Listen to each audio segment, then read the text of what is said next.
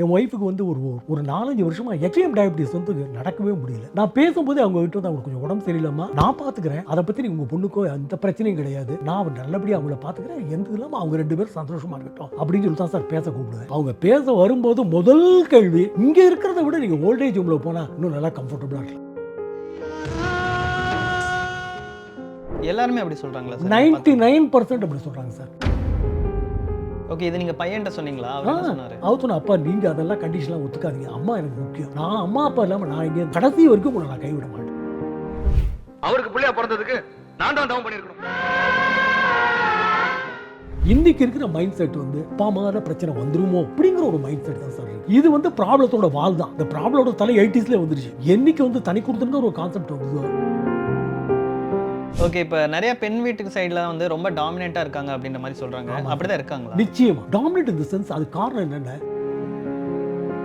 அது வந்து totally personal question. இப்போ என்ன பொறுத்தீங்கன்னா கம்யூனிட்டி வெளியே வர முடியாது. அதே மாதிரி நீங்க எந்த கம்யூனிட்டி எடுத்துக்கிட்டாலும் கல்யாணம் ஆகாத பசங்க தான் ஜாஸ்தியா இருக்கு. நான் ஒரு விஷயம் சொல்லட்டுமா, என் கல்யாணத்துக்கு நான் என் ஒய்ஃபை பார்க்கவே இல்லை. ஓகே, ஏன்னாக்கா அவங்க எனக்கு டிஸ்டன்ட் ரிலேஷன். திடீர்னு ஒரு நாளைக்கு என் தங்க அவங்க வீட்லயே போய் பேசிட்டு வந்துட்டேன். இந்த மாதிரி எங்கள் அண்ணாக்கு நான் பேசி முடிச்சிருக்கேன், நீங்கள் தான் பண்ணணும். அவங்க வந்து கேட்டாங்களாம், அவங்களுக்கு சம்மதம் ஓகேன்னு சொல்லிடுவாங்க. நீங்க உங்க எந்த ஒரு அப்ஜெக்ஷனும் சொல்ல, எந்த வித டிமாண்டும் நான் கேட்கல. ஒரு எக்ஸாம்பிள், ஒரு பையன் வந்து ஒரு பிஇ படிச்சு முடிச்சுட்டு வரதுக்கு மினிமம் 22-23 இயர்ஸ் ஆகும். அப்புறம் அவன் லைஃப்ல செட்டில் ஆகணும். செட்டில் ஆகிறதுக்கு மினிமம் 3 to 5 இயர்ஸ் ஆகிடும். ஒரு 27-28 அதுக்கு மேல ஃபேமிலி கமிட்மெண்ட், எல்எஸ்எஸ் இருப்பாங்க, இல்ல வேற ஏதாவது ஒரு கமிட்மெண்ட் இருக்கும். அதை முடிக்கிறதே 30 வயசு ஆகிடும். அதுக்கப்புறம் தேட ஆரம்பிச்சா தேடுவோம் தேடிக்கொண்டே இருப்போம் இருக்கு. என்ன பண்றது சார்? வாவ் தமிழா நேயர்களுக்கு வணக்கம். நம்ம கூட இப்போ தமிழா நிகழ்ச்சி மூலமா வைரலான ஒருத்தர் தான் இருக்காரு. அவர்கிட்ட பேசலாம். வணக்கம் குமார் சார். வணக்கங்க. எப்படி இருக்கீங்க? நல்லா இருக்கேன் சார். ஆக்சுவலாக அந்த வீடியோவில் பார்த்தீங்க அப்படின்னா பயங்கர டென்ஷனாக பேசியிருந்தீங்க, ரொம்ப எமோஷனாக பேசியிருந்தீங்க. அதுக்கு வந்த கமெண்ட்ஸ் எல்லாம் பார்த்தீங்கன்னா அங்கிள் ராக்ட், ஆப்போசிஷன் ஷாக்ட், நீ இறங்கி அடி கபிலா, இது நம்ம காலம் அப்படின்ற மாதிரி நிறைய கமெண்ட்ஸ் பாசிட்டிவாக உங்களுக்கு வந்துருந்துச்சு. அதெல்லாம் பார்த்தீங்களா? பார்த்தேன் சார். இது ஒன்றும் இல்லை சார், ஒவ்வொரு பிள்ளைய பற்றவங்களோட மனக்குமுறல் தான் நான் எக்ஸ்பிளைன் பண்ணேன் சார். ஒருத்தவங்களுக்கும் அவங்க குழந்தை லைஃப்பில் கல்யாணம் ஆகி செட்டில் ஆனவங்க ஒரு மனக்குமுறல் இருக்கு இல்லையா, அதைத்தாங்க நான் எக்ஸ்பிளைன் பண்ணேன். ஓகே சார், ரொம்ப உணர்ச்சி வசப்பட்டு பேசியிருந்தீங்க. ஸோ உங்களுக்கு என்ன நடந்துச்சு, ஏன் பையனுக்கு எதுவும் கிடைக்கல, நீங்கள் பார்த்த இடத்துல என்ன சொன்னாங்க? Good question sir. கிட்டத்தட்ட ஒரு 4 வருஷமாக அவனுக்கு வரன் பார்த்துட்ருக்கேன் சார். 10 பேருக்கு போட்டால் ஒருத்தர் கூட பதில் சொல்ல மாட்டாங்க. அப்படியே வந்தாலும் நான் ஒளிவு முறையவே கிடையாது கல்யாணத்தில். என் ஒய்ஃபுக்கு வந்து ஒரு பிறவிலே அந்த மாதிரி கிடையாது. அவங்களுக்கு ஒரு 4-5 வருஷமாக எக்ஸ்ட்ரீம் டயபிட்டிஸ் வந்து நடக்கவே முடியல. வாக்கெல்லாம் நடக்கிறாங்க. நான் பேசும்போது அவங்க கிட்ட வந்து அவங்களுக்கு கொஞ்சம் உடம்பு சரியில்லாம நான் பார்த்துக்கிறேன், அதை பற்றி உங்கள் பொண்ணுக்கோ எந்த பிரச்சனையும் கிடையாது, நான் நல்லபடியாக அவங்கள பார்த்துக்கிறேன், எந்த இல்லாமல் அவங்க 2 பேரும் சந்தோஷமாக இருக்கட்டும் அப்படின்னு சொல்லி தான் சார் பேச கூப்பிடுவேன். அவங்க பேச வரும்போது முதல் கேள்வி, என்ன சார் நீங்கள் 2 பேர் இருக்கீங்க, நீங்கள் பார்த்துக்கிறேன்னு சொல்கிறீங்க, இங்கே இருக்கிறத விட நீங்கள் ஓல்டேஜ் ஹோமில் போனால் இன்னும் நல்லா கம்ஃபர்டபுளாக இருக்கலாம். எல்லாருமே அப்படி சொல்கிறாங்களா சார்? 99% அப்படி சொல்கிறாங்க சார். எத்தனை வாரம் நீங்கள் பார்த்தீங்க சார்? நான் கிட்டத்தட்ட எனக்கு நான் பார்த்தது எக்கச்சக்கமாக பார்த்துட்டேன். ஓகே, ஒரு 7-8 பேர் வந்தாங்க. இது ஒரு தேவையில்லை சார், இதை விட இன்னொன்று ஒரு ப்ராப்ளம் இருக்குது. வரவங்க வந்து சொல்கிறதெல்லாம் இன்றைக்கி காசு பணம்லாம் யாருமே எதிர்பார்க்குறதில்ல. ஏதோ படிப்பு பிடிக்கணும், அவங்க ஒருத்தருக்கு நல்லா பிடிக்கணும், லைஃப்பில் அவங்களுக்கு நல்லபடியாக இருக்கணும் தான் எந்த பெற்றவங்களும் எதிர்பார்ப்பாங்க. பொன் சைடாக இருக்கட்டும், ஆம்பளை சைடாக இருக்கட்டும், பாய் சைடாக இருக்கட்டும். ஆனால் இவங்க வைக்கிற கண்டிஷன்ஸ்லாம் ரொம்ப பெக்யூலர். ஒரு எக்ஸாம்பிள் உங்களுக்கு சொல்கிறேன், நான் ஷோவில் சொன்னால் சொல்கிறேன். டாக் லவராக இருக்கிற தப்பே கிடையாது சார். அது அவங்கவுங்க இண்டிவிஜுவல்ஸ். அந்த பொண்ணுக்கு டாக் லவராக இருக்கலாம், இப்போ அவங்க ஃபாதர் மாதிரி இருக்கலாம், அதில் தப்பே கிடையாது. கல்யாணத்துக்கு அப்புறம் என் பையன் அந்த வீட்டுக்கு போனால் அவங்களோட சேர்ந்துக்கிட்ட அந்த டாகை அவர் தான் மெயின்டைன் பண்ணணும்னு கண்டிஷன் போடுறாங்க சார். அவனுக்கு அது அலர்ஜியாகவும் இருக்கலாம், அவனுக்கு அது பிடிக்காமலும் இருக்கலாம். எல்லாருக்குமே நாய் வந்து லவராக இருப்பாங்க, எல்லாருமே அதை விரும்பாமல் இருப்பாங்க, நம்ம சொல்ல முடியாது இல்லையா. அந்த கண்டிஷனை போட்டால் தான் சார் மேற்கொண்டு பேச முடியும். அப்படி ஒருத்தவங்க சொல்கிறாங்க. ஓகே, இது நீங்கள் பையன்ட்ட சொன்னீங்களா? அவர் என்ன சொன்னார்? அவர் சொன்ன, அப்பா நீங்கள் அதெல்லாம் கண்டிஷன்லாம் ஒத்துக்காதீங்க, அம்மா எனக்கு முக்கியம், நான் அம்மா அப்பா இல்லாமல் நான் எங்கேருந்து வந்தேன், கடைசி வரைக்கும் உங்களை நான் கைவிட மாட்டேன், அவங்களுக்கு எந்த தொந்தரவும் இல்லாமல் நம்ம பார்த்துக்கலாம், அதை விட அவங்களுக்கு என்ன கேரண்டி வேணும், அந்த மாதிரி வரலாம் பாருப்பான்னு என் பையன் சொல்லிட்டாங்க. கடைசி வரைக்கும் எங்களை விடவும் மாட்டான். ஏன்னா பாவம், எனக்கு 2 பொன் குழந்தைக்கு அப்புறம் 4 வருஷம் கழிச்சு அவன் பிறந்த பையன். எங்கள் மேலே ரொம்ப எனார்மஸ் அஃபெக்ஷன். இதனாலேயே அவன் ஒரு வரன் வந்தாக்கா யோசிக்கிறான், அப்பா இது சம்மந்தப்பட்டவங்களாக இருந்தால் போகிறோம், நாளைக்கு வந்துட்டு இது கஷ்டம் அது கஷ்டம் அவங்க சொல்லக்கூடாது, அவங்களும் சந்தோஷமாக இருக்கணும், நம்மளும் சந்தோஷமாக இருக்கணும். உன் காலத்துக்கு அப்புறம் நான் ஒரு ஆளை போட்டு அம்மாவை பார்த்துக்கிறேன், வர்ற பொண்ணுக்கு எந்த விதமான பிரச்சனையும் இருக்காது, அதை முன்கூட்டி அவங்ககிட்ட சொல்லிடுங்க, அதுக்கு சம்மந்தப்பட்டால் நம்ம பார்க்கலாமா, ரொம்ப ஓப்பனாக பேசுகிறாங்க சார். ஓகே, இப்போ இந்த பொண்ணு வீட்டில் வந்து இதை எக்ஸ்பெக்ட் பண்ணுறாங்களா? வயசானவங்களா இருந்தால் நம்ம பொண்ணை தான் பார்க்க வச்சிருவாங்களோ அப்படிங்கிற ஃபியர் அவங்க மனசில் இருக்குது சார். இதுக்கு என்ன கேட்டிங்கன்னா நீங்கள்லாம் இந்த ஜென்ரேஷன் ஜென்ரேஷன் 2000 கிட்ஸ் இதோட ஆரிஜின் வந்து வேறு சார். ஒரு 20-30 வருஷத்துக்கு முன்னாடி இந்த ஜாயிண்ட் ஃபேமிலிங்கிற கான்செப்டே உடைஞ்சது. அதுதான் காரணம். நியூக்ளியர் ஃபேமிலி தனி கொடுத்தோம் வந்தாங்க. எல்லாருக்கும் ஒரு குழந்தை, பொண்ணோ ஆணோ ஒரு குழந்தை. அந்த குழந்தைக்கு அப்பா கிடையாது, மாமா கிடையாது, சித்தப்பா கிடையாது, சித்தி கிடையாது. அந்த உறவு முறைகளே விட்டு போயிடுச்சு. திரும்ப அம்மா அப்பான்னு மட்டும்தான் பார்த்து இந்த ஒரு ஜென்ரேஷனே வளர்ந்துருக்கு சார். அவங்களுக்கு அந்த ஜாயிண்ட் ஃபேமிலியில் விட்டு கொடுக்குற ஒரு பாவம் வந்து வரல சார். இப்போ என்ன எதிர்பார்க்குறாங்க, அப்பா அம்மா இருந்தால் பிரச்சனை வந்துருமோ, நம்ம பொண்ணு போனால் சந்தோஷமாக இருக்க முடியாதோ அப்படிங்கிற ஒரு மனோபாவம் எனக்கு மட்டும் இல்லை, நீங்கள் பிள்ளை பற்றி யாரை வேணால் கேளுங்க, அவங்க வந்து ஒரு கான்செப்டாகவே அது வச்சுக்கிட்டு தான் பேசுகிறாங்க. ரொம்ப ரேர் கேசஸ் தான் பரவாயில்லன்னு சொல்ல வருவாங்க. அது எங்களுதுல ஜாதகம் இதெல்லாம் அதெல்லாம் ஒரு பாயிண்ட் இருக்குது. அதில் 1-2 அடிபட்டு போயிடுது. மெஜாரிட்டி மென்டாலிட்டி எடுத்துட்டிங்கனாக்கா இன்றைக்கி இருக்கிற மைண்ட் செட் வந்து அப்பா அம்மாவில் பிரச்சனை வந்துருமோ, ஏஜ் பீப்புள் இருந்தால் வந்துருமோ அப்படிங்கிற ஒரு மைண்ட் செட் தான் சார் இருக்குது. இது வந்து ப்ராப்ளத்தோட வால் தான். இந்த ப்ராப்ளத்தோட தலை 80ஸ்லேயே வந்துருச்சு. என்றைக்கு வந்து தனி கொடுத்துங்கிற ஒரு கான்செப்ட் வந்ததோ அந்த ஜாயிண்ட் ஃபேமிலி கல்ச்சரை பற்றி. இப்போ ஜாயிண்ட் ஃபேமிலி வச்சுங்க, ஒருத்தர் காரியத்தை ஒருத்தர் எடுத்து போட்டு செஞ்சுக்கிட்டு இருந்தாங்க. எக்கனாமிக்கலி அது முடியாது. ஹஸ்பண்ட் ஒய்ஃப் 2 பேரும் வேலைக்கு போக வேண்டிய ஒரு கட்டாயம். 2 குழந்தைகள் பத்துக்கிட்டால் அதை வாழ வைக்கிறதுக்கு, அதை படிக்க வைக்கிறதுக்கு, ஸ்கூலுக்கு கொண்டு விடுறதுக்கு முடியாத ஒரு காரியம். அந்த மாதிரியே cultural development, economic development, cultural development அப்படியே வந்து சொசைட்டியில் இது ஒரு பெரிய மைனஸ் பாயிண்ட்டே எனக்கு வந்துருக்கு சார். இந்த மாதிரி ஒரு சிச்சுவேஷன் வரதுக்கு காரணமே இந்த 30-40 வருஷமாக நம்ம சொசைட்டியில் ஏற்பட்ட ஒரு விரும்பத்தகாத மாற்றங்கள் தான். இப்போ பொண்ணை பற்றவங்க என்ன நினைக்கிறாங்க, நம்ம போனால் பொண்ணு மாப்பிள்ளையும் சௌரியமாக இருக்கணும், பெற்றவங்க வயசானவங்களால எந்த பிரச்சனையும் கூடாது. அவங்க ஒரு விஷயத்தை யோசிச்சு பார்க்கணும், அதே வயசானவங்க அவங்களும் இருக்கலாம், அவங்களுக்கு அந்த காலம் வரலாம். என் பிள்ளை அந்த காலத்தை அவங்களுக்கு ஹெல்ப் பண்ணணும் தான் நான் எதிர்பார்க்குறேன். நான் ஷோலேயே சொல்லியிருக்கேன், நிச்சயமாக செய்வோம். நான் ஒரு ஸ்மால் எக்ஸாம்பிள் சொல்கிறேன். என் ஒய்ஃப் வந்து ஒரே பொண்ணு, அவங்களுக்கு பிள்ளை குழந்தை கிடையாது. எங்கள் மாமனாருக்கு 94 வயசு, மாமியாருக்கு 88 வயசு. இன்றைக்கி நானும் என் பிள்ளைங்க தான் சார் பார்த்துட்ருக்கோம். அவங்க பிள்ளை இல்லாதவங்க எங்கே போவாங்க? நான் என்ன சொல்ல வரேன்னா, 2 பேருக்கு ஏஜ் ஆகும், 2 பேருக்கு இன்றைக்கி நம்ம இருக்கிற லைஃப் கேரண்டி கிடையாது. நாளைக்கு உங்களுக்கு வேணால் ஆகலாம், எனக்கு எது வேணால் ஆகலாம், எது நடக்கும் சொல்ல முடியாது. கல்யாணம் வரும்போது நான் இந்த கண்டிஷன் ஒத்துக்கிட்டா தான் நான் பொண்ணை கொடுப்பேங்கிற ஒரு மனோபாவம் மாறணும் சார். ஒருத்தங்க கேரண்டி கொடுக்குறச்சே நீங்கள் அதை பற்றி கவலையப்படாதீங்க அப்படிங்கிறச்சே அவங்க துணிஞ்சு அதை நினச்சி பார்க்கணும். அப்படி ஒரு வேளை ஒரு 2 வருஷம் கழிச்சோ 1 வருஷத்துக்கு ப்ராப்ளம்ஸ் இருந்தால் பக்கத்தில் ஒரு தனி கொடுத்துட்டு போட்டோம், பையன் வந்து பார்த்துக்கட்டும், பொண்ணை வந்து பார்த்துக்கிட்டோம், அவங்க அப்பா அம்மாவும் பையன் பார்த்துக்கிட்டோம். நான் 2 விதத்துலேயும் சொல்கிறேன்.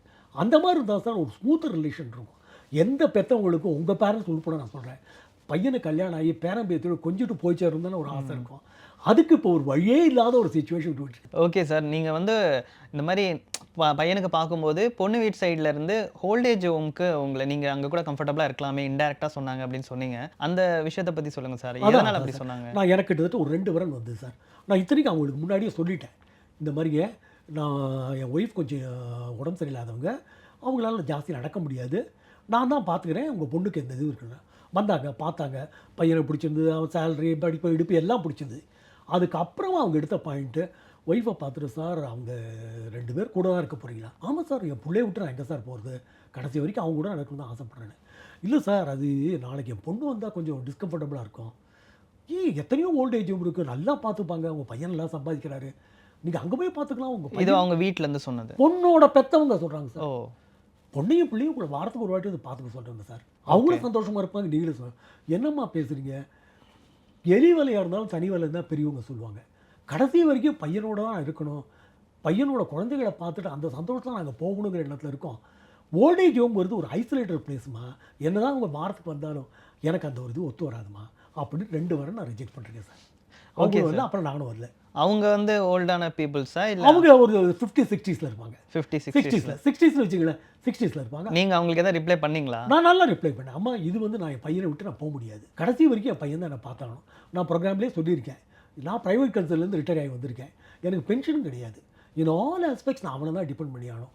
அதுக்கு மேலே என் பையனுக்கு நாங்கள் உயிர், அவன் அந்த மாதிரி ஒரு டெசிஷனுக்கு ஒத்துக்கவே மாட்டாமா, இதுக்கு சம்மந்தப்பட்டால் நீங்கள் ப்ரொசீட் பண்ணலாம். அப்புறம் போனாங்க, அவங்க ரிப்ளை பண்ணிட்டேன், ஏன்னா பொலைட்டாக ரிப்ளை பண்ணிட்டேன் போகிறாங்க, அப்புறம் பதிலே இல்லை சார். இது பொண்ணோட அப்பா சொன்னாங்களா இல்லை அம்மா? 2 பேரோட மியூச்சுவல் அவங்க அப்படி தான் சொன்னாங்க. ஓகே, நான் அவங்களே திருப்பி கேட்டிருப்பேன், அம்மா இந்த மாதிரி சிச்சுவேஷன் ஓல்டேஜில் உங்களுக்கு வந்தால் நீங்கள் என்ன பண்ணுவீங்கன்னு. அது நம்ம வீடு தெரிய வந்துட்டாங்க, நம்ம கேட்குறது மரியாதை அதுக்காக நான் சொல்லணும் சார். ஓகே, இப்போ நிறைய பெண் வீட்டுக்கு சைடில் வந்து ரொம்ப டாமினேட்டாக இருக்காங்க அப்படின்ற மாதிரி சொல்கிறாங்க, அப்படி தான் இருக்காங்களா? நிச்சயமாக டாமினேட் இந்த சென்ஸ். அது காரணம் என்னென்ன, பர்த் ரேஷியோ குறைஞ்சி போச்சு சார். 10 பசங்க இருந்தால் 7 பெண் குழந்தைங்க 8 பெண் குழந்தைங்க தான் சார் இருக்குது. அப்படிங்கிறச்சு அவங்களுக்கு வந்து ஹியூஜ் டிமாண்ட்ஸ், சப்ளை கம்மியாக இருக்குது. நான் ஒரு எக்ஸாம்பிள் சொன்னேன். நான் ஒரு போர்ட்டலில் போய் ரிஜிஸ்டர் பண்ணி 5 வருஷமாக ரெனியூ பண்ணிருக்கேன். ரொம்ப ரிலேபிள் போர்ட்டல். 15 பேருக்கு இன்றைக்கி நான் ரிப்ளை போட்டேன்னா ஒருத்தர் கூட ரிப்ளை பண்ண மாட்டாங்க. நான் தான் ஃபோன் பண்ணி கேட்கலாமா என்னாச்சு, இது இன்றைக்கி சொல்கிறேன், நாளைக்கு சொல்கிறேன், இன்றைக்கி சொல்கிறேன். அப்படியே தப்பி தவறி வந்தாலும் கேட்குற டிமாண்ட்ஸ் எல்லாம் ரொம்ப பெக்யூலராக இருக்குது. நான் சொன்ன மாதிரி பெக்யூலராக இருக்கும். அந்த டாக் குளிப்பாட்டதாக இருக்கட்டும், இதாக இருக்கட்டும். இது எனக்கு மட்டும் இல்லை சார், அக்ராஸ் த கேஸ் எல்லாருமே அந்த மாதிரி தான் அவசப்பட்டு இருக்காங்க சார். அன்னைக்கு இருந்தது ஓகே, நீங்க சொல்ற மாதிரி அந்த காலம் அப்படி இருந்துச்சு. பட் இந்த காலத்தோட லைஃப் ஸ்டைலில் பார்க்கும்போது சில சேஞ்சஸ் வரும்ல. ஸோ இதை நம்ம அக்செப்ட் பண்ணிக்கலாம்னு நினைக்கிறீங்களா? தோணி இருக்கா உங்களுக்கு இந்த மாதிரிலாம் சொல்றாங்க? இல்லை சார், அது என்னை பொறுத்த மட்டும் ஒரு சர்டன் பாயிண்ட்டுக்கு அப்புறம் அஃபெக்ஷனுங்கிறது டே டு டே மூமெண்ட்ஸில் வருது. அது பொண்ணு பிள்ளையாக இருக்கட்டும், நான் வந்து அவங்க அம்மாவே பார்க்கக்கூடாது, அப்பாவை பார்க்கக்கூடாதுன்னு நான் சொல்லவே இல்லை. என் பையன் அவங்க ஃபாதர் அண்ட் மதரை அப்பா அம்மாவை தான் நினைக்கிறோம். அதே மாதிரி அந்த பொண்ணும் எங்களை அப்பா அம்மாவை நினைக்கிறோம். ஃபிசிக்கலாக எங்களுக்கு செய்யணுங்கிற சோலையை ஒருத்தங்க கேட்டாங்க, சார் உங்கள் காலத்துக்கு அப்புறம் என்ன பண்ணுவீங்க? அம்மா அப்படி எனக்கு எதாவது ஆயிடுச்சுனாக்கா என் பையன் விட மாட்டான், ஒரு ஆளை போட்டு செஞ்சுட்டு போகிறான். அப்பா அம்மா கரையேற்ற வேண்டியது ஒரு பையனோட பொண்ணோட கடமை இல்லையா? 2 பேருக்கும் அந்த கடமை. அதை நடுவிலே நீங்கள் போங்கன்னு சொல்கிறது அது ஒரு இந்த காலம் மாறினாலும் இந்த அடிப்படை ஃபேமிலி ஃபேப்ரிக் பிரியக்கூடாது சார். அந்த ஃபேப்ரிக் பிரிஞ்சிடுச்சுன்னா ஒன்றுமே இருக்காது சார். ஓகே, இன்கேஸ் உங்கள் பையனே வந்து தனி கொடுத்தனம் போனா அப்படின்னு சொல்லிட்டு கல்யாணம் ஆனதுக்கப்புறம் டிசைட் பண்ணுறாரு அப்படின்னா அப்போ உங்களோட மைண்ட் செட் எப்படி? அதுதான் வயலட் பாயிண்ட். தனி கொடுத்துருங்கிறது வேறு கான்செப்ட் சார், கூட இருக்கிறது வேறு கான்செப்ட். சப்போஸ் ஏதோ ஒரு ரீசனுக்காக இருக்க முடியாத ஒரு கட்டம் வந்து ஒரு 3 மாதம் 6 மாதம் 1 வருஷம் இருந்துட்டு உட்காந்து பேசிட்டு நான் இருக்கிற வீட்டிலேருந்து ஒரு 4 வீடு தள்ளி இருந்தால் டெய்லியும் வந்து பார்த்துட்டு போகிறான். இதுக்கும் ஓல்டேஜ் ஹோமுக்கும் உள்ள வித்தியாசம் நான் உங்களுக்கு ஈஸியாக சொல்கிறேன். தனி கொடுத்துட்டேன்னா நானும் என் ஒய்ஃப் மட்டும்தான் இருக்க போகிறேன். என் பையன் டெய்லியும் வந்து பார்த்துட்டு போகிறான். மாட்டு பொண்ணு மருமகள் அவளுக்கு இஷ்டம் இருந்தால் அவள் டெய்லி வந்து பார்த்துட்டு போகிறான். அப்படி இல்லாட்டி சாட்டர்டே சண்டே வீக்கெண்ட், இன்றைக்கெல்லாம் உங்களுக்கு சாட்டர்டே சண்டே வீக்கெண்ட் ஒர்க்கிங் டேஸ்லாம் முடியாது போகிறாங்க. நான் ஒரு ஓல்டேஜ் ஹோம்னு போயிட்டா என்னை போல ஒரு 50 பேர் அவங்க கட்டங்களை சொல்லி எங்கள் மைண்ட் செட்டே பாதிக்க ஆரம்பிச்சிடும் சார், இல்லையா? எல்லோரும் அங்கே வந்திருக்கவங்க பிள்ளைங்க பார்த்துக்கிறாங்களோ இல்லை கணவரை போயோ மனைவி போயோ அந்த மாதிரி ஒரு எம்பாரசிங் சுச்சுவேஷனால அங்கே வராங்கவங்க. அவங்கள பார்த்து எங்கள் மைண்ட் செட்டே மாறிடும் சார்.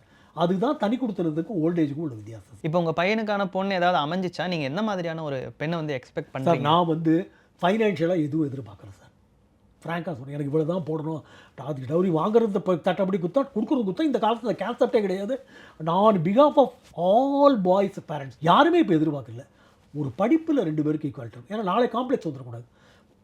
ஜாப் காம்ப்ளெக்ஸில் அதுக்காக வந்து என் பையனோட இவ்வளோ சம்பாதிக்கணும் அவ்வளோ சம்பாதிக்கணும் நான் எதிர்பார்க்கவே இல்லை. அந்த பொண்ணோட சம்பளத்தில் அவங்க அப்பா அம்மாவுக்கு ஒரு பங்கு கொடுக்கட்டும், நான் அவ்வளோ லிபரல். இந்த காலத்துக்கு ஏற்ற மாதிரி இந்த பொண்ணோட சம்பளத்தில் அவங்க டிபெண்ட் பண்ணியிருந்தாங்கன்னா தாராளமாக ஒரு பங்கு கொடுக்கட்டும். அதை நான் அப்ஜெக்ட் பண்ணவே மாட்டேன் சார். அதே மாதிரி 2 பேருக்கும் ஒருத்தருக்கு பிடிச்சா போகிறோம். எங்களுக்கு பிடிக்கிறது முக்கியம் இல்லை, பொண்ணுக்கும் பையனை பிடிக்கணும், பையனுக்கும் பொண்ணை பிடிக்கணும். வேறு எந்த விதமான எக்ஸ்பெக்டேஷனும் எனக்கு கிடையாது சார். அதுக்கு மேலே ஒரு ஸ்டெப்பை நான் முற்போக்காக சிந்தனை பண்ணுறேன். முற்போக்காக நடக்கக்கூடியவங்க இன்றைக்கி பல பேர் வந்து ஷேரிங் ஆஃப் எக்ஸ்பென்சஸ்னு போட்டுடுறாங்க.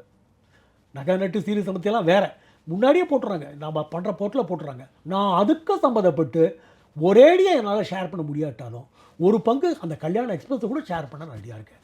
எனக்கு நல்ல குணவதியாக இருந்தால் போதும் சார். அவங்க 2 பேருக்கு பிடிச்சா சார் இன் ஆல் ஆஸ்பெக்ட்ஸ். அதுதான் லைஃப் லாங்காக நிற்கும். கல்யாணங்கிறது ஒரு நாளத்து பந்தல சார். பெரியவங்க 1000 காலத்து பயிர்னு சொன்னாங்க. அந்த 1000 காலத்து பயிருங்கிறது ஜென்ரேஷனாக ஒத்துமையாக போகிறதாமா. ஏன்னா இன்றைக்கி இருக்கிற ஜென்ரேஷன் எடுத்திங்கன்னா ஓவர் சென்சிட்டிவ். அந்த ஓவர் சென்சிட்டிவ் இருந்தால் ஒரு ஸ்பார்க்கு தான் எல்லாமே கெட்டு போயிடும். அதுக்கு இடம் கொடுக்காம முன்னாடி பேசி மனம் உவர்ந்து 2 குடும்பம் சேர்றதா சார் கல்யாணம். 2 மனம் சேர்றது மட்டும் கல்யாணம் இல்லை, 2 குடும்பம் சேர்றதா கல்யாணம். பையனுக்கு வந்து பொண்ணே கிடைக்கிறது இல்லை, பொதுவாகவே பசங்களுக்கு வந்து பொண்ணு கிடைக்கிறது இல்லை அப்படின்னு சொல்கிறாங்க. இது வந்து அந்த சேம் கம்யூனிட்டியில் அந்த இதில் கிடைக்கிறது இல்லையா, இல்லை பொதுவாகவே கிடைக்கிறது இல்லையா? சார் அது வந்து டோட்டலி பர்சனல் கொஸ்டின். இப்போ என்ன பொறுத்தீங்கன்னா கம்யூனிட்டி வெளியே வர முடியாது. வெளியில் வர முடியாது. இந்த பேச்சு வருது அதுக்காக இல்லை, நான் சொல்கிறேன் உங்களுக்கு அதுக்கு அந்த கான்செப்ட் நான் உங்களுக்கு எக்ஸ்பிளைன் பண்ணுறேன். அதே மாதிரி நீங்கள் எந்த கம்யூனிட்டி எடுத்துக்கிட்டாலும் கல்யாணம் ஆகாத பசங்க தான் ஜாஸ்தியாக இருக்காங்க. கல்யாணம் ஆகாத பசங்க தான் எல்லா கம்யூனிட்டியும் அந்த மாதிரி தான் இருக்குது. எங்கள் கம்யூனிட்டி மட்டும் இல்லை, உங்கள் கம்யூனிட்டி மட்டும் இல்லை, எல்லா கம்யூனிட்டி எடுத்துக்கிட்டு நான் பார்க்குறேன். என் ஃப்ரெண்ட் சர்க்கிள், எனக்கு க்ளோசஸ்ட் ஃப்ரெண்ட் என் கம்யூனிட்டி. நான் அந்த மாதிரி ரொம்ப ப்ராட் மைண்டட். அவங்க இதுலேருந்து யாரை பார்த்தாலும் சார் பொண்ணே கிடைக்க மாட்டேங்குது சார், நான் ஒன்றுமே வேண்டாம் சொல்கிறேன் சார் அப்படிங்கிறதா இருக்குது. இப்போ அந்த கம்யூனிட்டி மாறுறதுனால குணம் மாறுமா சொல்லுங்கள்? கம்யூனிட்டி குணத்துக்கு சம்மந்தமே கிடையாது. இன்பான் ஆண்டவன் கொடுத்தது. அதுக்கு இதுக்கு சம்மந்தம் இருக்கிறதா எனக்கு தெரியல சார். ஓகே. சப்போஸ் இப்போ வேற கம்யூனிட்டில கிடைச்சிச்சுன்னா நீங்க அக்செப்ட் பண்ற மாதிரி இருக்குமா? இல்ல இல்லை சார், எனக்கு என்னை பொறுத்த மட்டும் எங்களுதுலேயே பல சப்செக்ட்ஸ் இருக்குது. அது ஒரு காலத்தில் வந்து இதுதான் இருக்கணும் அப்படின்னாங்க. அந்த சப்செக்ட்லேருந்து நாங்கள் மீறி வந்துட்டோம். ஏன்னா இந்த புரட்சிங்கிறது ஆயிரம் ஆண்டு காலமாக இருந்தது, ஒரேடியாக மாறாது, படிப்படியாக தான் மாறும். இப்போ வந்து அந்த செக்டில் இருக்கவங்க தான் அந்த செக்டில் பண்ணணும்னு ஒரு 100 வருஷம் 100 முன்னாடி இருந்து, இப்போ வந்து இந்த கம்யூனிட்டியில் இருந்தால் போகிறோம் அப்படிங்கிற லெவலுக்கு வந்துட்டாங்க. உள்ளுக்குள்ளே பல பிரிவுகள் இருக்குது. ஏன்னா நீங்கள் கேஸ்ட்னு போனீங்கன்னா எத்தனையோ இருக்குது. மனுஷனோட நம்பிக்கை எண்ணிக்கை விட கேஸ்ட் கூட இருக்குது. அந்த சப்செக்டில் யாராக இருந்தாலும் ஒத்துக்க தயார். அதை மீறி எனக்கு போகிறவங்க ஒரு தைரியம் இல்லை. Okay sir. இப்போ பொண்ணு சைடுல இருந்துமே ஒரு மாப்பிள்ளை பார்க்குறாங்க அப்படின்னா, மாப்பிள்ளைக்கு இது வேணும், இந்த மாதிரியான ஒரு சேலரி இருக்கணும், அவங்களுக்கு வேற சொந்த வீடு இருக்கணும், இவ்வளோ இடம் இருக்கணும், அந்த மாதிரி உங்களுக்கு ஒரு டிமாண்ட்ஸ் வச்சிருப்பாங்க. முன்னாடியே போட்டுடுறாங்க. அந்த என்னென்ன மாதிரி டிமாண்ட்ஸ் வைக்கிறாங்க? ப்ரொஃபைல் சொன்னேன் இல்லைங்களா, ஆமா. ப்ரொஃபைலில் க்ளீனாக போட்டுறாங்க. மினிமம் சேலரி இவ்வளவு, நான் பொண்ணு இவ்வளோ சேலரி, நான் expected salary, qualification BE or above. For example BE இருந்தால் பிஇ ஆர் அபோவ், அதிலே போட்டு ப்ரொஃபைலே போட்டுருவாங்க. அதுக்கு மேலே ஹைட் அஃப்கோர்ஸ் வேரியேஷன், ஃபிசிக்கல் அது ஒன்றும் கிடையாது. ஒவ்வொன்றும் அவங்க டிமாண்ட் வைக்கிறது தான் ஜாஸ்தி சார். ஓகே, ஜாஸ்தி அவங்க வைக்கிறான். அதுக்கப்புறம் நேரில் வந்து பார்க்குறது, அதுக்கப்புறம் அவங்க குடும்பத்தோடு வருது, அதுக்கப்புறம் அவங்கெல்லாம் ஒன்றா உட்காந்து பேசுறது, செவரல் ஸ்டெப்ஸ் அது போகும். Okay sir. இப்போ நீங்கள் பார்த்ததுல உங்களுக்கு தெரிஞ்சு என்ன இவங்க இந்த மாதிரியெல்லாம் டிமாண்ட் வைக்கிறாங்க அப்படின்னு ஏதாவது ஒரு விஷயம் தோணி இருக்கா உங்களோட இப்போ எக்ஸ்பீரியன்ஸ்? சமீபத்தில் நடந்த ஒரு எக்ஸ்பீரியன்ஸ் சொல்லட்டுங்களா? ஒரு 2-3 வருஷத்துக்கு முன்னாடி வரேன்னு பார்த்தோன்னா அவங்க வந்து கேரளாவில் இருக்காங்க. நான் சரி பொண்ணு நல்லா இருந்தால் எங்கே இருந்தானே பரவாயில்லன்னு சொல்லிட்டு கேட்டேன். அப்புறம் இல்லை சார், கேரளாலேருந்து மெட்ராஸ் ரொம்ப தூரம் சரிப்பட்டு வராது அப்படின்னா. இது ஒரு 6 மாதம் முன்னாடி. நானும் சரின்னு விட்ட அப்புறம் திடீர்னு ஒரு நாளைக்கு ஃபோன் பண்ணார் இந்த பொண்ணோட தாய் மாமா. சார் நாங்கள் ஒரு கல்யாணத்துக்கு வரோம் மெட்ராஸுக்கு, நான் உங்களை பார்க்கணும், உங்கள் பையன் ரொம்ப பிடிச்சி போயிடுச்சு, கல்யாணத்துக்கு பேசலாம் மேடம். வீட்டுக்கு வரவங்கள நம்ம வராதுன்னு சொல்ல முடியுங்களா? சார் தாராளமாக வாங்க பேசுங்க, எனக்கு ஒன்றும் இல்லை சார், முதல்ல அவங்க 2 பேருக்கு பிடிச்சிட்டா நான் அதை பற்றி ஒன்றுமே அப்ஜெக்ஷன் பண்ணல, மற்றதெல்லாம் நம்ம உட்காந்து பேசிக்கலான்னு வந்தாங்க. அப்புறம் அந்த பொண்ணு வந்தது. ப்ரொஃபைலில் போட்டிருக்க ஃபோட்டோவுக்கு அவங்க நேரில் இருக்கிறதுக்கு சம்மந்தமே இல்லை, ஃபோட்டோஷாப் பண்ணி வச்சுருக்காங்க. 2 மணி நேரம் 3 மணி நேரம் என் பையனை வெயிட் பண்ண வச்சாங்க. சொன்ன இடத்துல இவன் போய் வெயிட் பண்ணுறான், இதோ வரேன் அதோ வரேன் வந்தது.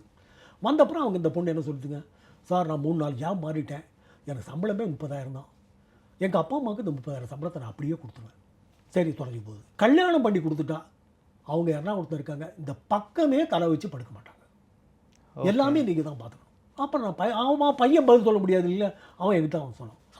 அதுக்கு அடுத்த ஸ்டெப்பு, நான் என் சம்பளத்தை ஃபுல்லாக எங்கள் அப்பா அம்மாவுக்கு அனுப்பிச்சிடுவேன். இத்தனைக்கும் அவர் பென்ஷனர், அவர் ஃபாதர் வந்து பென்ஷனர், மணி பாயிண்ட்டுக்காக நான் சொல்லலை, அவர் பென்ஷனர். நீங்கள் எனக்கு மாதம் 25,000 செலவுக்கு உங்கள் சம்பளத்தை, நீங்கள் வந்து பையன் பொண்ணுக்கு மாதம் 25,000 செலவு கொடுத்துடணும் செலவுக்காக. ஆமாம் ஓகே சொன்னான். அப்புறம் பையன் வந்து ரொம்ப பொலைட்டாக சரிம்மா பார்க்கலான்னு. அப்புறம் ஒரு மாமா வந்தார். சார் இது என்ன சார் இல்லாத கண்டிஷன், நான் பணத்துக்காக நான் கல்யாணமே பண்ணிக்கல, குணத்துக்காக தான் பண்ணுறேன், ஏதோ அவங்க கஷ்டப்படுறாங்க கொடுத்தா அவங்களுக்கு பென்ஷன் வருது. என் வீட்டில் என் மனைவிக்கு உடம்பு முடியல, எனக்கு ஃபிசிக்கலாக ஒரு சப்போர்ட் வேணும் தான் நான் இதெல்லாம் சொல்கிறேன். அவங்க உடம்பு சரியில்லாதவங்கன்னு நம்ம தலைமுறையாக வந்த பழக்க வழக்கங்கள் என்ன? அட்லீஸ்ட் ஒரு முதல் பிரசவம், கல்யாணத்தோடு இல்லாது, முதல் பிரசவமாவது பொண்ணு வீட்டுக்காரங்க தான் செய்யணும் ஒரு இது இருக்குது. ஃபைனான்ஷியலாக நான் கொடுக்கலாம் வாங்கலாம், அது அடுத்த சமாளிக்கிறேன். ஃபிசிக்கலாக இப்போ எனக்கு எங்கள் வீட்டு அம்மா ஃபிசிக்கலாக ஃபிட்டாக இருந்தாங்கன்னா நான் அதை கூட நான் பார்க்க மாட்டேன். கொஞ்சம் முற்போக்காக அவங்க ஒரு சம்மதப்பட்டால், எனக்கு என் வீட்டில் கேத்தியார் அவங்களால முடியாது, இதுக்கு கூட அவங்க ஹெல்ப் பண்ண மாட்டாங்க. கல்யாணம் ஆனப்புறம் அவங்க யாரும் நாங்கள் யாருன்னு இருந்தால் நான் எப்படி சார் பண்ணுறது? என் பையன் சம்பளத்தில் அவங்களுக்கு வேணுங்கிறதெல்லாம் வாங்கி கொடுக்க வேண்டியது அவன் கடமை. நீ தனியாக 25,000 எனக்கு 1ஆம் தேதி கொடுக்கணும், இது என்ன சார் நியாயம்? இது நமக்கு சரிப்பட்டு வராது சார் அப்படின்னு பொலைட்டாக சொல்லி அனுப்பிச்சிட்டேங்க. இப்போ சமீபத்தில் 6 மாதம் முன்னாடி. ஓகே, அந்த மாதிரிலாம் டிமாண்ட் இருக்குது. ஓகே, இப்போ நீங்கள் உங்கள் காலத்தில் பார்க்கும்போது சில டிமாண்ட்லாம் இருக்குல்ல, நீங்களே உதாரணத்துக்கு ஏதாவது உங்கள் சைடில் அவங்க சைடில் வந்திருக்குல்ல, எங்கள் 40 வருஷம் முன்னாடி நடந்ததுங்க. ஓகே, அந்த சைடில் அந்த இப்போ இருக்க மாதிரி டிமாண்ட்ஸ் எல்லாம் இருந்துச்சா? நான் ஒரு விஷயம் சொல்லட்டுமா, என் கல்யாணத்துக்கு நான் போய் இப்போ பார்க்கவே இல்லை. ஓகே, ஏன்னாக்கா அவங்க எனக்கு டிஸ்டன்ட் ரிலேஷன். என்னோட தங்க கல்யாணத்துக்கு அவங்க அப்பா ஹெல்ப் பண்ணார், வந்திருந்தார் வீட்டுக்குள்ள, டிஸ்டன்ட்லேயும் ஹெல்ப் பண்ணார். நடுவில் நான் 2-3 வருஷம் என் தங்க சொல்லிக்கிட்டே தான் இருந்தேன், அவன் நீ பண்ணிக்கலாம், நீ டூரிங் ஜாபு, அம்மாவுக்கு வயசாகிடுச்சு, பார்த்துக்கிறது அவங்களுக்கு ஒரே பொண்ணு, பார்த்துக்கிறதுக்கு ரொம்ப நல்லா இருக்கணும். இல்லைம்மா நமக்கு அப்போ மற்ற சிஸ்டர்ஸ்னால கொஞ்சம் ப்ராப்ளம் வந்து அதெல்லாம் இருக்குமா, அதெல்லாம் சால்வ் ஆகட்டும், கல்யாணம்னா சில பிரச்சனைகள் வரத்தான் செய்யுது, நான் அதெல்லாம் சால்வ் பண்ணிக்கிறேன். திடீர்னு ஒரு நாளைக்கு என் தங்க அவங்க வீட்லேயே போய் பேசிட்டு வந்துட்டான். இந்த மாதிரி எங்கள் அண்ணாக்கு நான் பேசி முடிச்சிருக்கேன், நீங்கள் தான் பண்ணணும். அவங்க வந்து கேட்டாங்களாம், பொண்ணை பார்க்கணுமா. நான் சொல்லிட்டேன், நான் இன்றைக்கி இல்லை அவங்க வீட்டுக்கே போனேன். ஏன்னா என் தங்க கல்யாணத்துக்கு ஹெல்ப் பண்ணிருக்காரு. அதுக்கு என் கல்யாணத்துக்கு 4 வருஷத்துக்கு முன்னாடி அவங்க வீட்டுக்கே போகிறேன். நான் நேர்லேயே போயிருக்கேன்.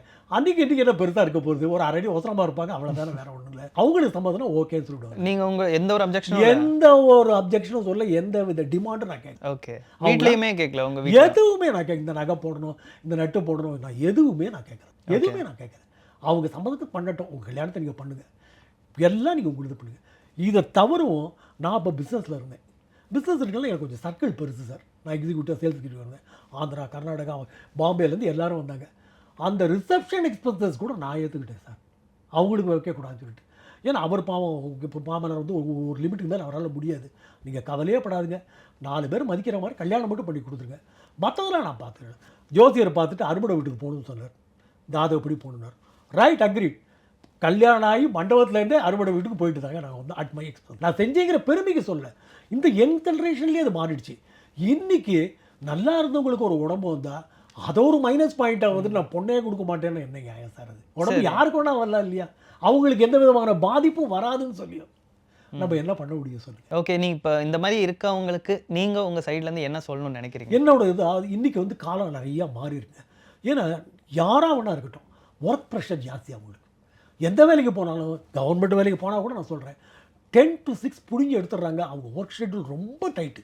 நீங்கள் உங்கள் சாட்டர்டே சண்டேஸை குடும்பத்துக்காக ரிசர்வ் பண்ணிக்கங்க. குடும்பத்துக்காக ரிசர்வ் பண்ணால் தான் குடும்பம், உங்கள் ஹஸ்பண்ட் ஒய்ஃபே சேர்த்தா சொல்கிறேன். நான் வந்து பாமியார், மாமனார், அப்பா அம்மா, தாத்தா பாட்டி அது சொல்லலை. உங்கள் 2 பேரையும் மீறி ஒரு பாசங்கிறது எக்ஸ்பிளிசிட்டாக அந்த 2 நாளில் காமிங்க.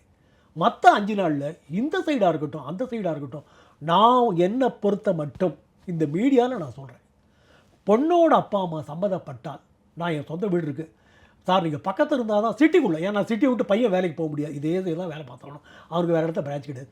நீங்கள் பக்கத்தில் இருந்தீங்கன்னா எனக்கு பார்த்துக்கிற சௌரியமாக இருக்கணும், டெஃபினட்டாக நான் இந்த வீடை விட்டுட்டு அங்கே வீடு வாங்கிட்டு போக தயார். அதே மாதிரி பொண்ணை பார்த்தவங்களும் பொண்ணைத்தான், பையன் இருந்தால் பையனை டிபெண்ட் பண்ணி அவங்க இருக்கணும், பொண்ணைத்தான் டிபெண்ட் பண்ணி இருக்கணும்னா என் பக்கத்தில் வந்து இருக்கட்டும், தாராளமாக அவங்க பொண்ணு போய் அவங்களுக்கு ஹெல்ப் பண்ணிட்டு ஆன் டெய்லி பேசிஸ். அந்த மாதிரி ஒரு விட்டு கொடுக்குற மனப்பான்மை வந்தால் தான் சார் நமக்கு அடுத்த ஜென்ரேஷனுக்கு ஒரு லைஃப்ங்கிற ஒரு பிடிப்பு வரும். ஓகே, இப்போ பையனோட ஏஜ் என்ன சார்? பையனுக்கு 31 நடக்குது சார். 31. இப்போ பொதுவாக ஃபர்ஸ்ட் இருந்தது வந்து ஒரு கல்யாண ஏஜ் அப்படிங்கிறது ஒரு 25 அந்த ஏஜில் இருந்துச்சு. இப்போ பையனுக்கும் சரி பொண்ணுக்கும் சரி ஏஜ் அப்படிங்கிறது ஒரு பெரிய விஷயமாவே கன்சிடர் பண்ணுறதில்ல. பட் ஆனால் 30 போது யோசிக்கிறாங்களா சார் வயசு கொஞ்சம் ஜாஸ்தின்னு? இல்லை சார், எங்கள் கம்யூனிட்டியில் அது ஒரு பாயிண்ட்டே இல்லை சார். நான் அவனுக்கு கிட்டத்தட்ட 26 வயசில் அக்கா 2 பேர் கல்யாணம் ஆனோன்னு நான் பார்க்க ஆரம்பிச்சிட்டேன். 26 வயசுலேயே பார்க்குறேன். இந்த மாதிரி சில சிக்கல்கள் ஏற்படுறதுனால சில டிமாண்ட்ஸ், அன்அட்டைனபிள் டிமாண்ட்ஸ், அதெல்லாம் வரதுனால தான் தள்ளி போகிறத வழிய எங்கள் குடும்பத்திலே டியூ டு ஃபேமிலி சிச்சுவேஷன் 4 பசங்க 50 வயசை தாண்டி கல்யாணம் ஆகாம இருக்காங்க. 50 வயசை தாண்டி வெறுத்து போயிட்டாங்க. அண்ணன் பையன், ஒரு அண்ணன் பையன், அம்மா உடம்பு வந்துச்சு, அதுலேயே அவன் ஓப்பன் ஹார்ட் சர்ஜரி வந்து டெடிகேட் ஆகி போயிட்டாங்க. இதே மாதிரி தான் கண்டிஷன். இந்த மாதிரி சம்பளம் போட்டு தெரியாது, அப்பா அம்மா தனியாக விட்டுறணும். அவர் பெரிய அண்ணன், அடுத்த அண்ணனுக்கு அண்ணன் அண்ணி 2 பேரும் போயிட்டாங்க. அந்த குழந்தை எனக்கு சொல்கிறான், இப்போ வந்துருந்தான் ஒரு 3 மாதத்துக்கு முன்னாடி, டேய் வயசானடா, ஒரு கம்பெனியில் ஒருத்தர் கல்யாணம் பண்ணிக்கடா, வாழ்க்கையில் அது இல்லாமல் அந்த காலத்தை முடியாது, அப்பாவும் போயிட்டான் அம்மா போயிட்டான், போங்க சித்தப்பா, எனக்கு இனிமேல் 60 கல்யாணம் தான். எனக்கு ஒரு சித்தப்பான்னு மனசில் எனக்கு எப்படி கஷ்டம் இருக்கும். அவர் சிரிச்சுட்டே சொன்னாலும் அவருக்கு எனக்கு மனசை எப்படி வலிக்க சொல்லுங்கள். அவங்க அப்பா அம்மா இருந்தால் எப்படி வலிக்குமா, நான் சொந்த சித்தப்பா எனக்கு எப்படி மனசை வலிக்க சொல்லுங்கள். அந்த மாதிரி எங்கள் கம்யூனிட்டியில் மட்டும் இல்லை, நீங்கள் எடுத்து பாருங்கள் ஸ்டாட்டிஸ்டிக்ஸு, எல்லா கம்யூனிட்டிலையும் above 30 above 40 சர்வசகிச்சம். அது ஒரு ஏஜ். ஏன்னா அந்த கேர்ள்ஸுக்கு வந்து இந்த வயசில் நம்ம கல்யாணம் ஆகணுங்கிற ஒரு கம்பல்ஷன் இல்லை. சரி பார்த்துக்கலாம். பேரண்ட்ஸால் கம்பல் பண்ண முடியல. ஏன்னா அன்றைக்கி இருந்த கல்ச்சர் வேறு. இன்றைக்கி நல்ல எஜுகேஷன், கேர்ள்ஸ் நல்லா படிக்கணும், என் குழந்தைய படிக்க வச்சுருக்கேன். ஒரு பொண்ணு MBA, ஒரு பொண்ணு BE நல்லா படிக்கணும் இல்லைங்கிற, நல்ல இன்கம். அவங்களுக்கு அதை வச்சுக்கிட்டு அடுத்த செக்மெண்ட்டுக்கு நம்ம எப்படி போகிறது, லைஃபோட அடுத்த செக்மெண்ட் அப்படிங்கிற ஒரு யோஜனை வந்து டிலே ஆகிடுங்க. ஓகே சார், இப்போது நீங்கள் உங்கள் 2 பெண் குழந்தைங்களுக்குமே கல்யாணம் பண்ணி வச்சிங்க. அவங்க சேர்க்கு நீங்கள் என்ன டிமாண்ட் வச்சிங்க? நான் ஒரு டிமாண்ட் வைக்கல, ஒரு டிமாண்ட். அதே மாதிரி 2 பேரும் சங்கம் என்ன இது போடலன்னு சொன்னாங்க. ஒரே ஒரு வார்த்தை மட்டும் சொன்னாங்க, நம்ம மரியாதை நம்ம காப்பாற்றிக்கணும், கல்யாணத்தை டீசெண்டாக பண்ணி கொடுக்கணும். அவங்க எதிர்பார்த்ததுக்கு மேலே நான் பண்ணி கொடுத்தேன் சார். அவங்களும் ஆக்சுவலாக எக்ஸ்பெக்டேஷன் வச்சாங்களா? ஒரு எக்ஸ்பெக்டேஷன் நீங்கள் உங்களால் முடிஞ்சதை நீங்கள் போடுங்க. நான் என்னோட ஸ்டேட்டஸுக்கு என்னால் எவ்வளோ முடியுமோ அதை நான் போட்டு தான் சார். அவங்க ஃபுல்லி 2 பேரும் ஃபுல்லி சாட்டிஸ்ஃபை. ஓகே, கல்யாணமும் அவங்க எதிர்பார்த்த விட ரொம்ப நல்லா பண்ணி கொடுத்தேன். எக்ஸாஜரேஷன் இல்லாமல் அன்னெசரி எக்ஸ்பென்ஸ் இல்லாமல் எதை பண்ணணுமே கல்யாணம்னா பந்தா காமிக்கிறது தான் இன்றைக்கி கல்ச்சர் ஆகிடுது. இப்போ கொண்ட மேலே என்ன பட்டாசுன்னு அதெல்லாம் நான் வைக்கவே இல்லை. அது எப்படி பண்ணணுமோ ஒரு குறை இல்லாமல் வந்தவங்களை நல்லபடியாக கவனித்து விருந்தாளிகளை நல்ல சாப்பாடு போட்டு நல்ல இது பண்ணி நல்ல ஒரு பராமரிப்பு பண்ணி அவங்க எதிர்பார்க்கிறத விட ஜாஸ்தி பண்ணணும். இப்போ உங்கள் கம்யூனிட்டியில் சொன்னீங்க இந்த மாதிரி 50 வயசுக்கு மேலே இருக்க ஆண்களும் இருக்காங்கன்னு, பெண்கள் அந்த மாதிரி இருக்காங்களா? பெண்கள் ஒருத்தர் 2 பேர் இருக்காங்க சார், வெறுத்து போயிருக்காங்க. ஆனால் அது வேற காரணம். ஓகே, அது வேற காரணம். ஒன்றா ஃபாதர் மதருக்கு எடுக்காமல் போயிருப்பாங்க, இல்லை வேணாம் கல்யாணமே வேண்டாம் அப்படின்னு சொல்லிட்டு போயிட்டு இருப்பாங்க. அது 1 2. பட் மெஜாரிட்டி பார்த்தீங்கன்னா என் கம்யூனிட்டி மட்டும் இல்லை, நீங்கள் ஸ்டாட்டிஸ்டிக்ஸ் எடுத்து பாருங்கள், எல்லா கம்யூனிட்டியுமே கல்யாணம்னு பார்த்தீங்கன்னா அபவ் 35-40 தான் வந்து நிற்கும். ஓகே, அந்த நாள் மாதிரி 20-25 வயசு ரொம்ப ரொம்ப ரேர். ஹார்ட்லி 10-20% என்னோட ஸ்டாட்டிஸ்டிக்ஸ் கேட்டிங்கன்னா.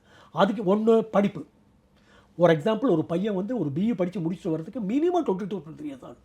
அப்புறம் அவன் லைஃப்பில் செட்டில் ஆகணும். செட்டில் ஆகிறதுக்கு மினிமம் 3 to 5 இயர்ஸ் ஆகிடும். ஒரு 27-28 அதுக்கு மேலே ஃபேமிலி கமிட்மெண்ட், ஒரு சிஸ்டர்ஸ் இருப்பாங்க, எல்டர் சிஸ்டர்ஸ் இருப்பாங்க, இல்லை வேறு ஏதாவது ஒரு கமிட்மெண்ட் இருக்கும். அதை முடிக்கிறதே 30 வயசு ஆகிடுது. அதுக்கப்புறம் தேட ஆரம்பித்தா தேடுவோம் தேடிக்கொண்டே இருப்போன் இருக்குது. என்ன பண்ணுறது சார்? இதுதான் காரணம். எல்லா கம்யூனிட்டியும், எங்கள் கம்யூனிட்டி மட்டும் நான் சொல்ல, 99.99% below 30 is a rare marriage. ஒருவேளை மாமா பொண்ணு அத்தை பொண்ணு அந்த மாதிரி ஒரு ஒரு ஒரு கல்யாணங்கிறது முன்னாடியே பிறக்கும் போதே முடிச்சு போட்டு வச்சுருந்தாங்க ஒழிய, அதை தவிர நீங்கள் தாண்டி வந்துட்டீங்கன்னா மேரேஜுங்கிறது அபவ் 30 தாங்க. இது இப்போ தமிழ்நாடை பொறுத்த மட்டும் காமன் தெரியுமா? ஆந்திராவில் வந்து 18 வயசு 20 வயசில் பண்ணிவிடுவான், அது வேறு விஷயம். நம்ம தமிழ்நாடை பொறுத்த மட்டும் எல்லா கம்யூனிட்டியுமே 99.99% ஒரு க்ளோஸ் ரிலேஷனாக இல்லாத பட்சத்தில் அபவ் 30 தான். ஓகே சார், ஒரு 27 வயசுக்குள்ள கல்யாணம் ஆகணும்னா எத்தனை வருஷமா சார் தெரியணும்? 27 வயசு ஆம்பளை கேட்குறீங்களா பொண்ணை கேட்குறீங்களா? பெண் ஆணை கேட்குறீங்களா? ஆண்களுக்கே சொல்லுங்க. அது கேட்குறது ரொம்ப கஷ்டம் தம்பி. ஏன் தெரியுமா?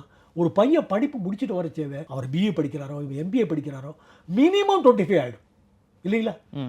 +2 முடிச்சு அவன் 4 வருஷம் இன்ஜினியரிங் முடிச்சு அதுக்கப்புறம் 2 வருஷம் காம்படிஷன், அதுக்கு ஒர்க் பண்ண ஹார்ட் ஒர்க் பண்ண மினிமம் 27 ஆகிடும்.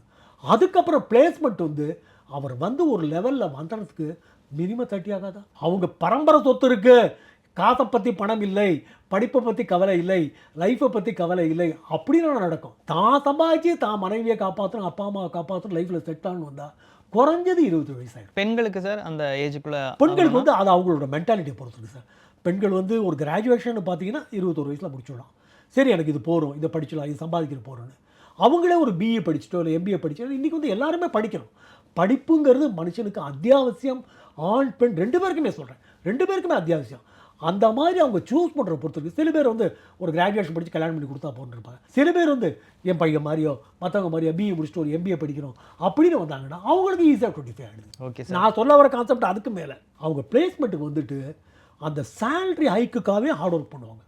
ஏன்னா யாருக்குமே முதல்ல போனோன்னா 50,000 60,000 கொடுக்க மாட்டான், ட்ரைனிங்காக போட்டு 25,000 தான் கொடுப்பான். அவங்க அட்வான்ஸ்மெண்ட்டை பற்றி தான் ஃபஸ்ட்டு யோசிப்பாங்க. யாராக இருந்தாலும், என் பையனாக இருந்தாலும் பொண்ணாக இருந்தாலும், அந்த அட்வான்ஸ்மெண்ட்லேருந்து அவங்க ஒரு செட்டில்டு சேலரியில் செட்டில்டு பொசிஷனுக்கு வரதுக்கு மினிமம் 3 இயர்ஸ் ஆகும்.